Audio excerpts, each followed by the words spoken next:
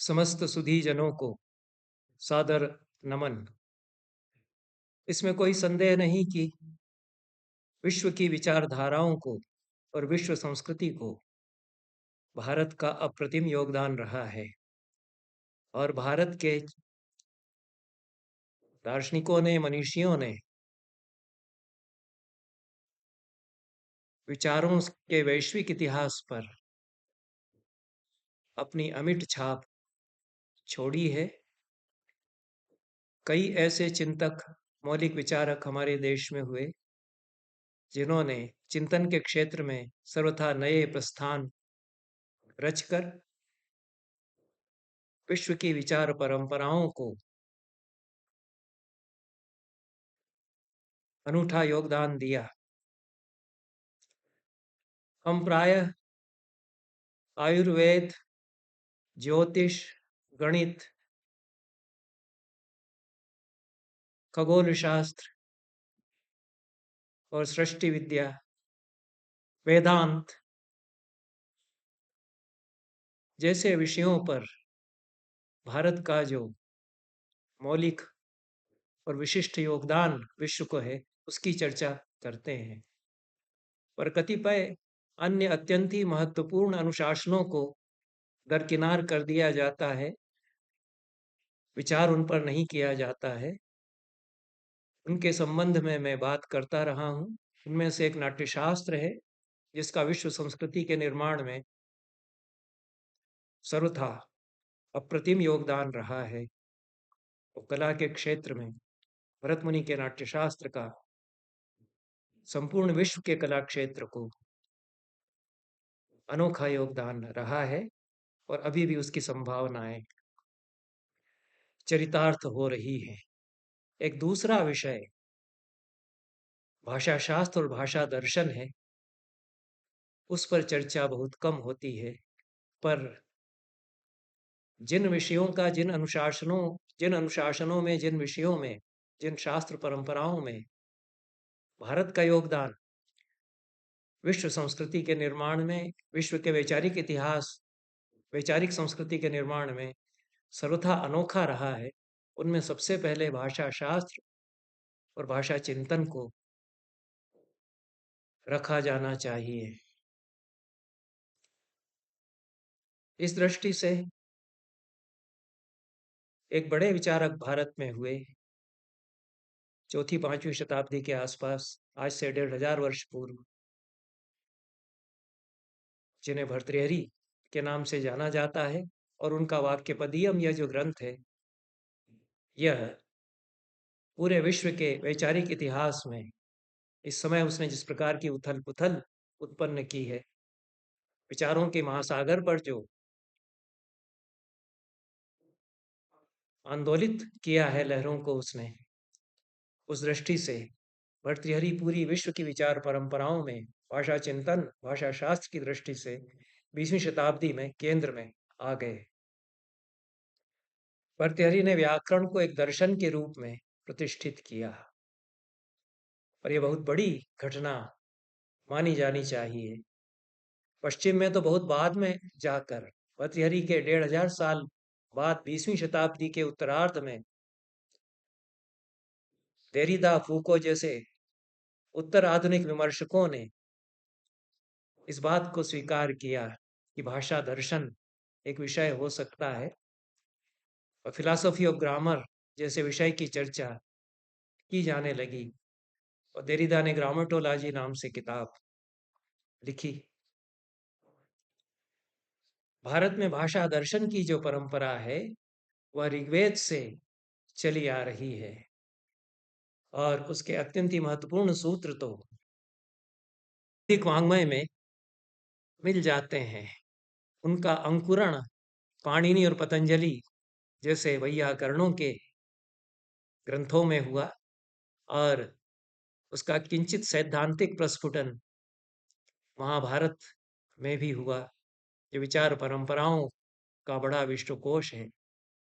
पर भर्तृहरि को इस बात का श्रेय दिया जाना चाहिए और दिया जाता है कि उन्होंने व्याकरण दर्शन को, फिलॉसफी ऑफ ग्रामर जिसको कह सकते हैं, उसको एक दर्शन प्रस्थान के रूप में प्रतिष्ठापित किया और पूरी भारतीय विचार परंपरा ही नहीं बल्कि विश्व की विचार परंपराओं को भर्तृहरि और उनका वाक्यपदीयम यह एक अनूठा योगदान माना जा सकता है।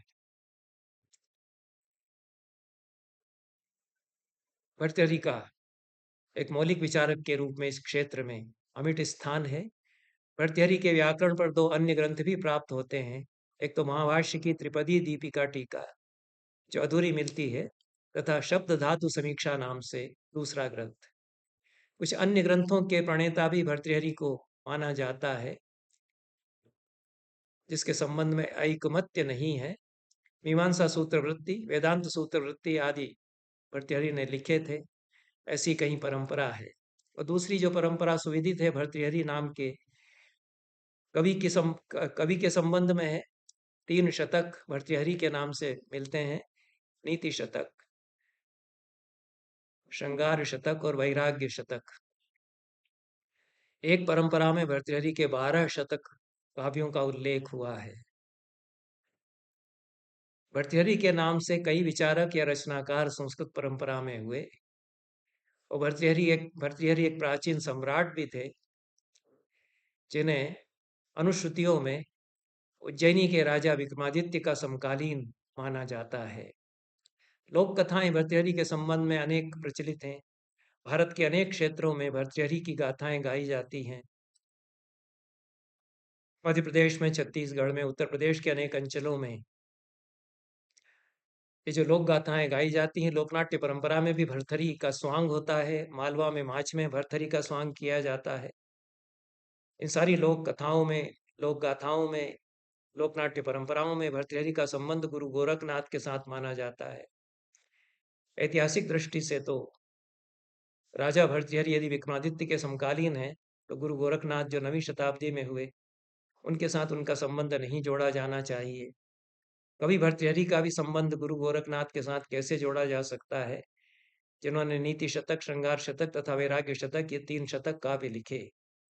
भर्तृहरि के तीनों शतक अत्यंत प्रसिद्ध हुए, लोकप्रिय हुए और इन 3 शतकों के आधार पर भर्तृहरि संस्कृत के प्रथम पंक्ति के कवियों में परिगणित होते हैं। वे एक युग प्रवर्तक कवि हैं संस्कृत मुक्तक काव्य की परंपरा में, क्योंकि उनकी शतकत्रयी का अनुकरण बहुत अधिक हुआ और अनेक शतक काव्य भर्तृहरि के अनुकरण पर लिखे गए संस्कृत मुक्तक काव्य की परंपरा में। इस प्रकार से वे एक ट्रेंड सेटर हैं, शतक काव्यों की परंपरा के वे जनक हैं। और भर्तृहरि की जो कविता है वह तीनों ही शतकों में उस पर उनके अपने व्यक्तित्व की गहरी छाप है और एक स्फीत पदावली में प्रतिभाशाली कवि की अभिव्यक्ति वहां मिलती है। कवि भर्तृहरि हुए, वैयाकरण भर्तृहरि हुए, सम्राट भर्तृहरि हुए। इस प्रकार से 3 भर्तृहरि हो जाते हैं। एक और उल्लेख मिलता है भट्टी और भर्तृहरि के अभेद का। भट्टिकाव्य की टीका कंदर्प चक्रवर्ती ने लिखी है। भट्टिकाव्य या रावण वध उसका दूसरा नाम है। यह महाकवि भट्टी का रामायण की कथा पर आधारित प्रसिद्ध महाकाव्य संस्कृत में है। शास्त्र काव्य यह कहा गया है, जो पाणिनि के अष्टाध्यायी के सूत्रों के उदाहरण स्वरूप पूरा काव्य महाकाव्य भट्टी ने लिखा है। कविता तो उसमें है ही, उज्जवल कविता है, पूरी कल्पनाशीलता और मनोहारिता के साथ, पर उसका प्रत्येक श्लोक पाणिनि के अष्टाध्यायी के सूत्र का उदाहरण भी प्रस्तुत करता है और उसको समझाता भी है। कवि भट्टी और भर्तृहरि को एक मानने वाली भी एक परंपरा है। कंदर्प चक्रवर्ती इसका उल्लेख करते हैं। नारायण विद्या विनोद तथा भरत मल्लिक, ये 2 टीकाकार और हैं। इन्होंने भी भट्टिकाव्य का प्रणेता भर्तृहरि को माना है। नारायण विद्या विनोद ने तो भर्तृहरि के पिता का नाम श्रीधर बता दिया है, जबकि कवि भट्टी ने अपने महाकाव्य में सूचित किया है कि यह काव्य उन्होंने वल्लभी के राजा श्रीधर सेन के आश्रय में रहकर लिखा। काव्यमिदं निर्मितं मया वल्लभ्याम श्रीधर सेन पालितायाम, ऐसा उन्होंने कहा है। ऐसा लगता है कि इन टीकाकारों ने चाहे वे कंदर्प चक्रवर्ती हों या नारायण विद्या विनोद हों या भरत मल्लिक हों, भट्टी और भर्तृहरि की अभिन्नता को लेकर कुछ कपोल कल्पना या मनगढ़ंत कल्पना की है अथवा उनको भ्रांति है, क्योंकि भट्टी भी बहुत बड़े वैयाकरण हैं, व्याकरण शास्त्र के प्रकांड पंडित वे हैं और कविता रस झरी उनकी बहती है, पर पाणिनि के सूत्रों को पिरोती जाती है, सूत्रों के उदाहरणों को पिरोती जाती है। पाणिनि व्याकरण के नियमों का दृष्टांत वे संपूर्ण महाकाव्य को बनाते जाते हैं। उनकी इस विशेषता के कारण और भट्ट शब्द की जो ध्वनि है, उसके ध्वनि साम्य के कारण भट्टी और भर्तृहरि एक मान लिया गया और भर्तृका भर्तृका तद्भव भट्टी हो गया, ऐसा मान करके भट्टी और भर्तृहरि को एक ही व्यक्ति मान लिया गया। और यह भ्रांति ही मानी जानी चाहिए, क्योंकि भट्टी का समय बाद में है, 7वीं शताब्दी के लगभग है और शतककार भर्तृहरि भी पहले हो चुके हैं, वाक्यपदीयमकार भर्तृहरि तो बहुत पहले उनसे हो ही चुके हैं। इसलिए भट्टी महाकाव्य के प्रणेता भट्टी और भर्तृहरि चाहे वाक्यपदीयमकार हों, चाहे शतककार भर्तृहरि हों, चाहे वे सम्राट भर्तृहरि हों, उनसे अभिन्नता भट्टी की नहीं मानी जा सकती। इन तीनों में से किसी के भी साथ उनकी अभिन्नता नहीं मानी जा सकती। अब समस्या रह जाती है कि वाक्यपदीयम के प्रणेता भर्तृहरि और शतकत्रय के प्रणेता भर्तृहरि और सम्राट भर्तृहरि, जो कि गुरु गोरखनाथ के शिष्य भी हैं, ये एक ही व्यक्ति हैं या अलग अलग व्यक्ति हैं? प्राचीन परंपरा में तथा कुछ आधुनिक विद्वानों ने भी वाक्यपदीयकार भर्तृहरि और शतककार शतकत्रय प्रणेता भर्तृहरि को अभिन्न माना है, एक ही व्यक्ति ये हैं। सुब्रमण्यम अय्यर ने बड़ा काम किया है भर्तृहरि पर 20वीं शताब्दी में। उनका काम भर्तृहरि पर मील का पत्थर या लैंडमार्क माना जाता है। उन्होंने एक पारंपरिक श्लोक उद्धृत किया है, उसका स्रोत नहीं बताया है। श्लोक इस प्रकार का है कि महांतः कवयः सन्तु महांतः सन्तु पंडिताः महाकविर महाविद्वान एको भर्तृहरिर्मतः। महान कवि हुए, महान पंडित भी हुए होंगे, पर महाकवि और महाविद्वान तो अकेले भर्तृहरि ही हुए। 17वीं शताब्दी के महाकवि हैं रामभद्र दीक्षित। उन्होंने पतंजलि के जीवन को आधार बना करके पतंजलि चरित महाकाव्य लिखा। उन्होंने वाक्यपदीयकार भर्तृहरि और शतकत्रय प्रणेता भर्तृहरि को अभिन्न माना है। यह एक परंपरा है और इसमें भी मतैक्य नहीं है। राजा भर्तृहरि और वाक्यपदीयकार भर्तृहरि तो निश्चित रूप से अलग अलग व्यक्ति हैं। 10वीं शताब्दी के आचार्य धनिक ने भर्तृहरि के शतक और उनके वाक्यपदीय से अंश उद्धृत किए हैं। तो भर्तृहरि के समय के निर्णय के संबंध में हम कह सकते हैं कि वे 10वीं शताब्दी से पहले हो चुके थे, वाक्यपदीयकार भर्तृहरि। चीनी यात्री सिंह आए थे 7वीं शताब्दी के आसपास। उन्होंने भर्तृहरि का उल्लेख किया है अपने यात्रा संस्मरणों में और बताया कि भर्तृहरि के निधन के पश्चात 40 वर्ष इस समय बीत चुके हैं। उसके अनुसार भर्तृहरि के निधन का समय 651 ईस्वी के आसपास सिद्ध होता है। अब यह स्पष्ट नहीं है कि इत्सिंग किस भर्तृहरि का उल्लेख कर रहे हैं, वाक्यपदीयकार भर्तृहरि की बात कर रहे हैं या कवि भर्तृहरि की बात कर रहे हैं। और दोनों को यदि एक माना जाए तो भर्तृहरि का समय 7वीं शताब्दी के कुछ पहले सिद्ध होता है। इत्सिंग ने भर्तृहरि के संबंध में यह भी लिखा कि 7 बार वे बौद्ध धर्म में दीक्षित हुए और 7 बार मठ से वापस गृहस्थ जीवन में लौट गए। यह वाक्यपदीयकार भर्तृहरि के संबंध में तो किसी भी तरह से लागू नहीं माना जा सकता है। वाक्यपदीयकार भर्तृहरि पूरी निष्ठा के साथ वैदिक परंपरा के अनुगामी हैं और बौद्ध धर्म दर्शन की ओर उनका झुकाव हुआ होगा, इसकी संभावना नहीं प्रतीत होती है। यह कवि भर्तृहरि के संबंध में और सम्राट भर्तृहरि के संबंध में कदाचित हो सकता है, पर सम्राट भर्तृहरि यदि विक्रमादित्य के समकालीन हैं तो वे बहुत पहले हो चुके थे। ऐसा लगता है कि इत्सिंग को ही भ्रांति है। कवि भर्तृहरि और वैयाकरण भर्तृहरि अलग अलग हैं या एक ही हैं, इस बात को लेकर के।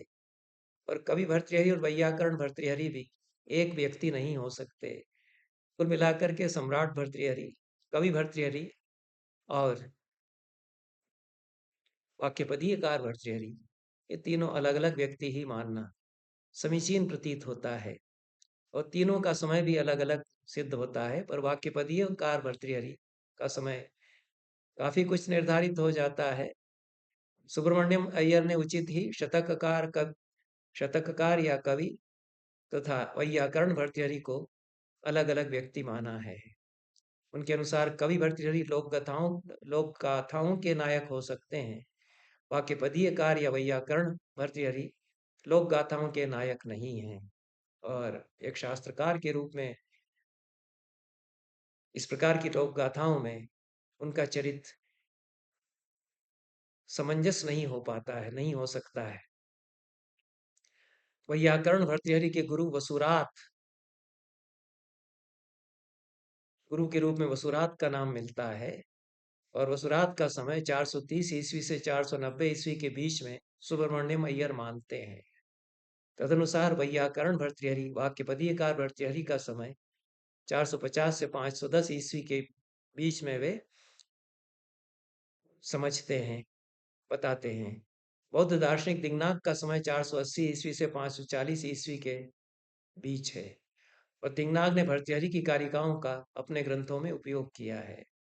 दिंगनाग के कुछ समय बाद ही शांतरक्षित प्रसिद्ध बौद्ध दार्शनिक हुए और उनके टीकाकार कमलशील, इन दोनों ने वाक्यपदीय को भर्तृहरि की कृति स्वीकार करते हुए वाक्यपदीयम के अंशों को उद्धृत किया है।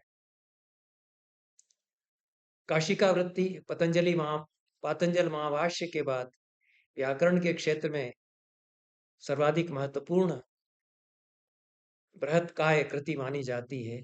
और काशिकाकार ने श्री शुक्रंद यमसभ इत्यादि जो पाणिनि का सूत्र है, उसकी वृत्ति में वाक्यपदीय का संदर्भ दिया है। इसलिए काशिका जब लिखी जा रही थी तब भर्तृहरि और उनका वाक्यपदीयम दोनों प्रसिद्धि को प्राप्त हो चुके थे। जब दिंगनाग अपने ग्रंथ लिख रहे थे उस समय भी भर्तृहरि दर्शन परंपरा में स्वीकारे जा चुके थे। और दिंगनाग की परंपरा में शांत रक्षित और कमलशील कुछ समय बाद ही भर्तृहरि को उद्धृत करते हैं।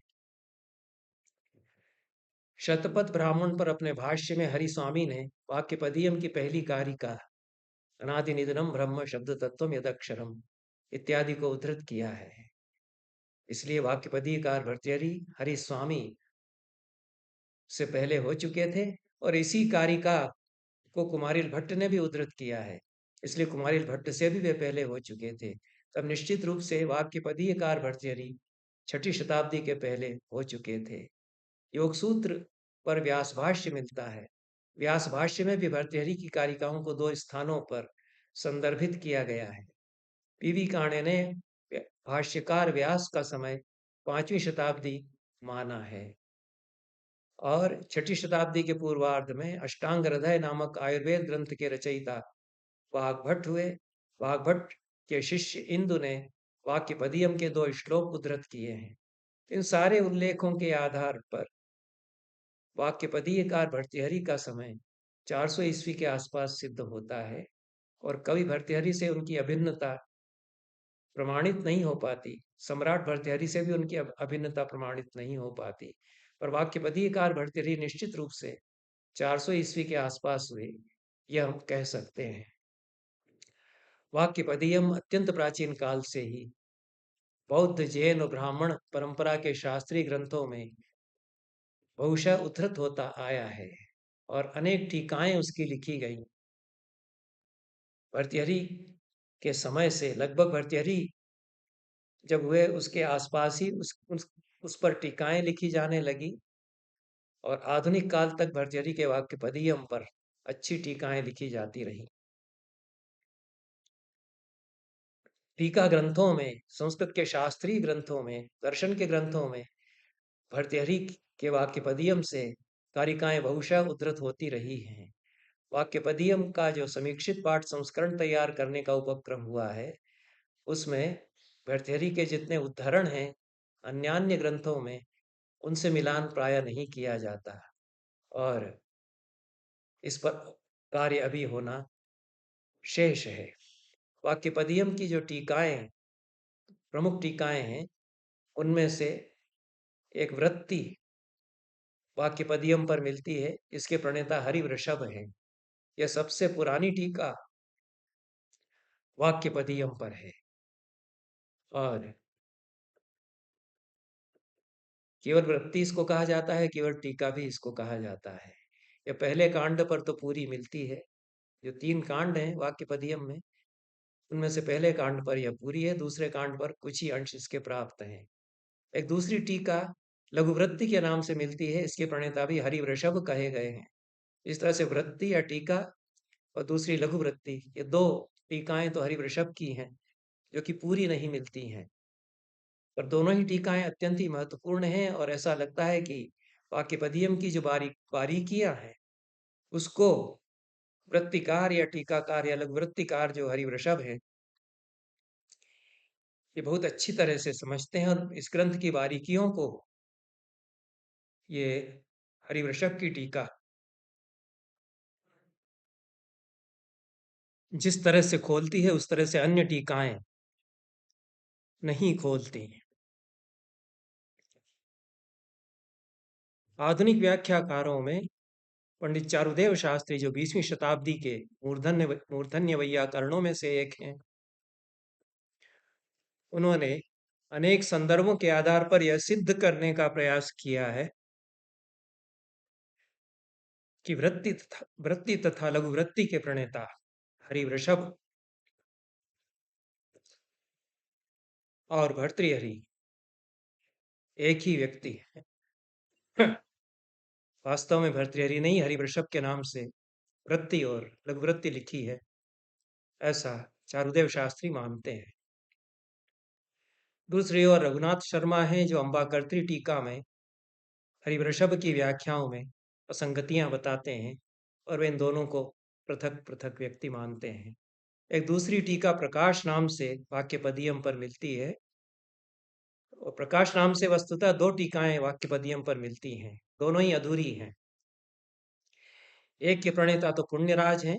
पुण्यराज व्याकरण की परंपरा में आदर के साथ स्मृत होते हैं, उनका स्मरण किया जाता है, उद्धृत भी उनको किया जाता है। प्रकाश टीका उनकी केवल दूसरे कांड पर मिलती है और पुण्यराज का समय 10वीं शताब्दी के आसपास माना जाता है। तीसरे कांड पर प्रकाश नाम से टीका हेलाराज की मिलती है। उमाशंकर शर्मा ऋषि तथा कतिपय अन्य विद्वानों ने इस टीका का नाम प्रकीर्ण प्रकाश माना है। टीकाकार हेलाराज भूतिराज के पुत्र तथा काश्मीर नरेश मुक्तापीड़ के मंत्री के वंशज थे। कल्हण के अनुसार हेलाराज ने 12,000 श्लोकों में पार्थिवावली नामक काश्मीर के इतिहास का एक ग्रंथ लिखा था। दूसरी ओर अभिनवगुप्त अपने गुरु इंदुराज को भूतिराज का पुत्र बताते हैं। यह संभव है कि हेलाराज और इंदुराज दोनों भाई हों और इंदुराज के प्रति तो प्रतिहार इंदुराज या इंदुराज के प्रति तो बहुत आदर भाव अभिनवगुप्त प्रकट करते ही हैं। तो यह उमाशंकर शर्मा ऋषि ने हेलाराज को अभिनवगुप्त का गुरु बताया है, जबकि अभिनवगुप्त ने अपने गुरुजनों का जो विशद वर्णन किया है, विवरण दिया है, उनमें वे भूतिराज की चर्चा करते हैं। भूतिराज के दूसरे पुत्र या हेलाराज के भाई इंदुराज पर तो एक शिष्य के रूप में वे अपार श्रद्धा रखते हैं, पर हेलाराज का गुरु के रूप में स्मरण अभिनवगुप्त नहीं करते। उमाशंकर शर्मा ऋषि जी ने अपने इस कथन में कोई प्रमाण नहीं प्रस्तुत किया है कि हेलाराज किस प्रकार से अभिनवगुप्त के गुरु रहे। हेलाराज ने वाक्यपदियम के पहले कांड पर भी शब्द प्रभा नाम से टीका लिखी थी, पर यह टीका अब नहीं मिलती है और पुण्यराज और हेलाराज ये वाक्यपदियम के सम्मान्य टीकाकार रहे हैं, पर दोनों की ही टीकाएं संपूर्ण वाक्यपदियम पर प्राप्त नहीं होती। आधुनिक विद्वानों में द्रव्येश झा, सूर्य नारायण शुक्ल, नारायण शास्त्री, नारायण शास्त्री, रघुनाथ शर्मा आदि ने वाक्यपदियम पर संस्कृत या हिंदी में टीकाएं लिखी हैं।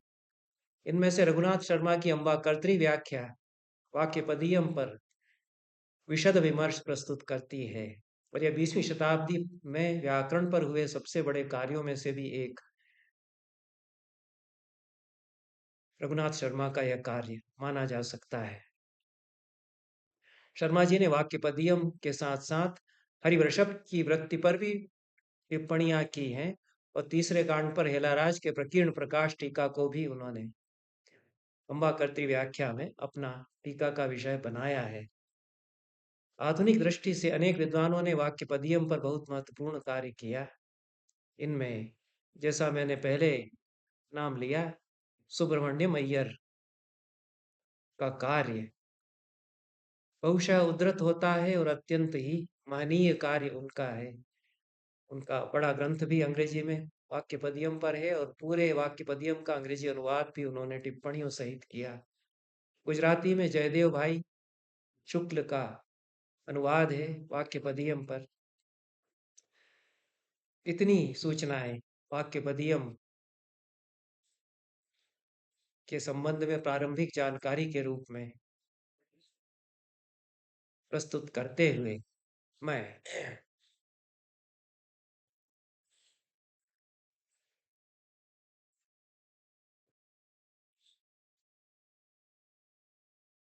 भर्तृहरि और उनके वाक्यपदियम पर वक्तव्यों की श्रृंखला में प्रथम अपने वक्तव्य को यहीं विराम देता हूँ। अगले वक्तव्य में भर्तृहरि के वाक्यपदियम की विषय वस्तु और क्या अनूठा है वाक्यपदियम में, इस पर हम चर्चा करेंगे। बहुत बहुत धन्यवाद सभी को। नमस्कार।